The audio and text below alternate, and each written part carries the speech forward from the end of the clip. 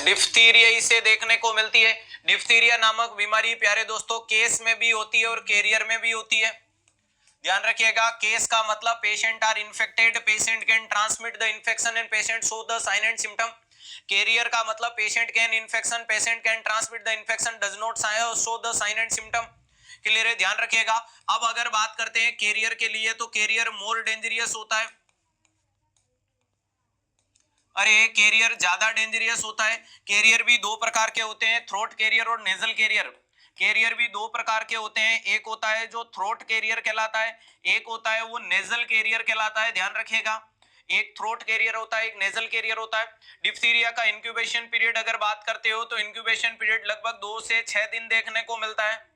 अरे कितने दिन रहेगा? 2 से 6 दिन। डिप्थीरिया का मोड ऑफ ट्रांसमिशन की बात करते हो तो ये ड्रॉपलेट देखने को मिलता है।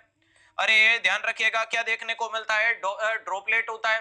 नेक्स्ट ये जो कोरिनोबैक्टीरियम डिप्थीरिया ये एक प्रकार का एक्सोटॉक्सिन रिलीज करता है। और ये एक्सोटॉक्सिन का मतलब जिस बैक्टीरिया की आउटर वॉल से रिलीज होने वाला जहरीला पदार्थ वो हमारे टॉन्सिल, फेरिंग्स और लेंग्स के ऊपर एक सूडो मेम्ब्रेन बना लेता है येलो कलर की।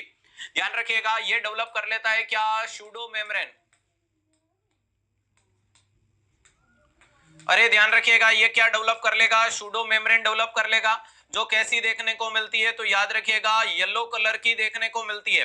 अरे येलो कलर की होती है जो किसके कवर करती है? तो याद रखिएगा टॉन्सिल को, इसके अलावा ये लेरिंग्स और फेरिंग्स को भी कवर करने का काम करता है। अगर इसको इनिशियली सेशन में होगा तो इजीली रिमूव आउट होती है, लेटर ऑन ये रिमूव नहीं होती है। ध्यान रखिएगा, इजीली अगर बात करते हो इनिशियली प्रारंभिक अवस्था में, अगर बात करते हो इनिशियली क्या देखने को मिलता है? इजीली रिमूव हो जाएगी। नेक्स्ट अगर बात करते हैं लेटर ऑन, अरे लेटर क्या देखने को मिलता है? तो नॉट इजी। अरे उसके बाद में आपके लिए ये इजी नहीं रहेगा, ये डैमेज करता हुआ नजर आएगा।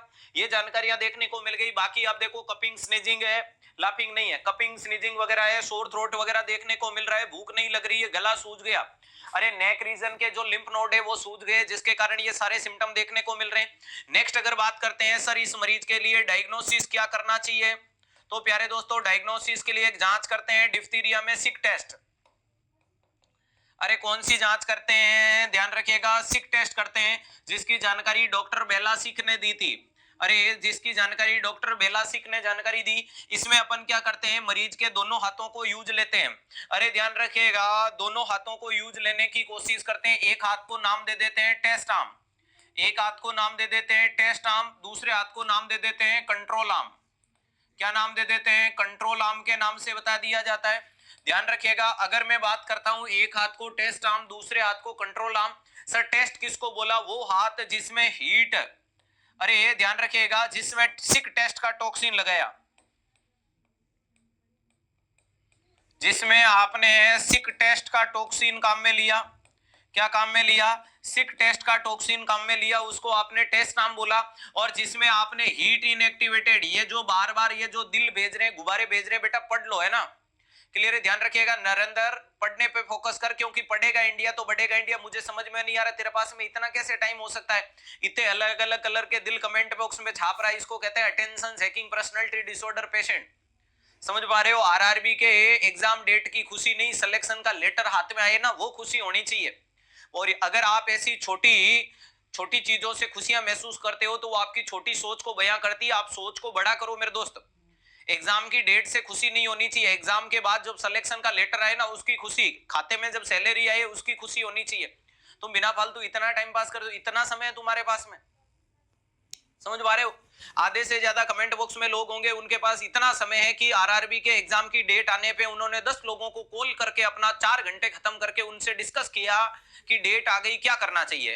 तो आप सोचो कि उसकी जगह अगर तू 4 घंटे पढ़ाई करता ना तो वो पेपर में काम आती, ढंग से तू 2 पेपर रिवीजन कर लेता 2019 वाले।